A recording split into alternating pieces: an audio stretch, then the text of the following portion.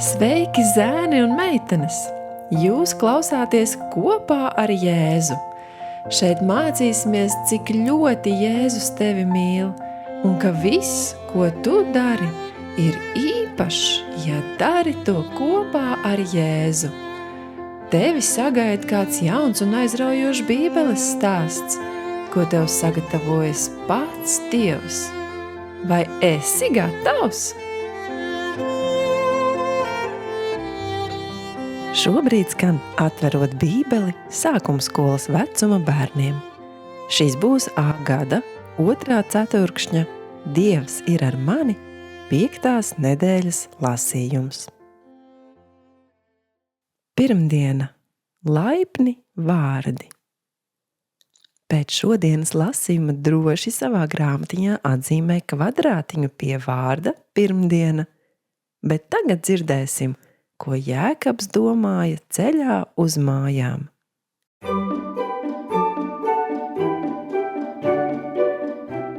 Dieva miers apklāja Jēkabu kā silta sega, bet ejot viņš joprojām uztraucās. Vai viņš varēs izlīgt mieru ar brāli? Jēkabs bija ļāvis Dievam piedot un mainīt viņu. Viņš bija cits vīrs nekā tad, kad aizgāja no mājām. Kas būtu nepieciešams, lai parādītu Ēsavam, ka viņš patiesi nožēlo? Jēkabam iešāvās prātā ideja.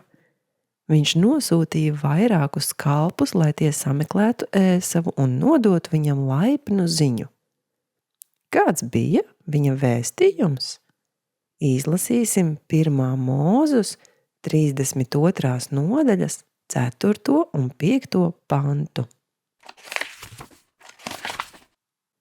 Un Jēkabs sūtīja vēstnešus savā priekšā pie sava brāļa Ēsava uz Seīras zemes Edoma apgabalu, un tiem pavēlēja sacīdams: Saki tā manam kungam Ēsavam. Tā saka tavs kalps Jēkabs: Es esmu kā svešinieks mitis pie Lābana līdz šai dienai. Dieva vārds saka: Jūsu runa, lai aizvien ir tīkama. Jēkabam Dievs bija piedevis, neprasot neko pretī. Viņš nenopelnīja Dieva piedošanu un svētības. Tā bija Dieva žēlastības dāvana. Jēkabs izrādīja žēlastību savam brālim ar labiem, cieņpilniem, mierpilniem vārdiem. Viņš licis teikt: Mans kungs Ēsavs un tavs kalps Jēkabs, tā parādot, ka vēlas, lai Ēsavs tiktu vairāk cienīts nekā viņš. Viņa vārdi pauda Ēsavam, ka viņš nepieprasīs un negaidīs nekādu ģimenes mantojumu. Viņš vienkārši ilgojās pēc brāļa piedošanas. Jēkabs nervozi gaidīja Ēsava atbildi. Vai arī viņš būs draudzīgs?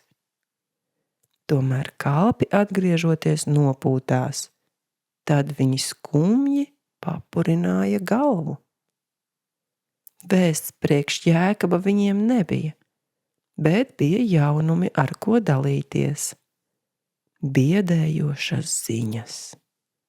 Ēsavs jau bija dzirdējis par Jēkaba atgriešanos un tuvojās ar 400 stipriem vīriem. Šausmas pārņēma nometni, un Jēkaba sirds daudzījās bailēs. Viņš bija mēģinājis kļūt par miera nesēju, vajadzēja gatavoties ļaunākajam. Jēkabs ātri sadalīja savu neapbruņoto un bezpalīdzīgo cilti 2 nometnēs. Tādā veidā, ja vienai tiktu uzbrukts, otrai būtu laiks aizbēgt. Viņš bija izdarījis visu, ko varēja. Kad Dieva piedošana piepilda mūsu sirdi, viņš palīdz mums vēlēties panākt izlīgumu ar tiem, kurus esam sāpinājuši vai ar kuriem esam sastrīdējušies. Cenšoties panākt mieru, mūsu vārdi būs cieņpilni un laipni. Padomā un pastāsti. Kā tu justos šajā stāsta vietā, ja tu būtu Jēkabs? Cik viegli vai grūti tev šķiet sakārtot attiecības ar brāļiem un māsām vai draugiem pēc tam, kad esi viņus sāpinājis vai strīdējies ar viņiem? Salamana mācītāja 10. nodaļas 12. pantā ir teikts šādi: Vārdi no gudrā mutes iegūst ļaužu sirdis, bet nelgu iznīcina viņa paša lūpas. Kādus laipnus un cieņpilnus vārdus tu varētu lietot, lūdzot piedošanu? Ieklausīsimies atmiņas panta dziesmām.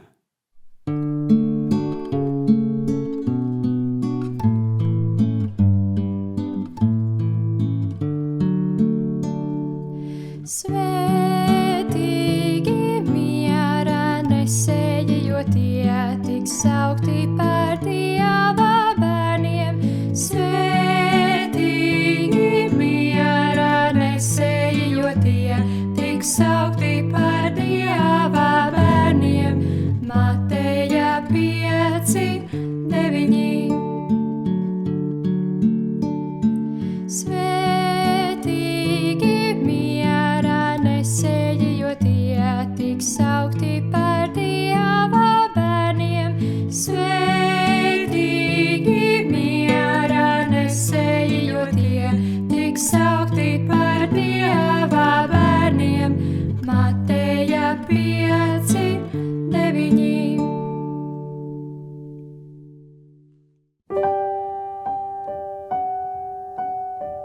Laiks lūgšanām.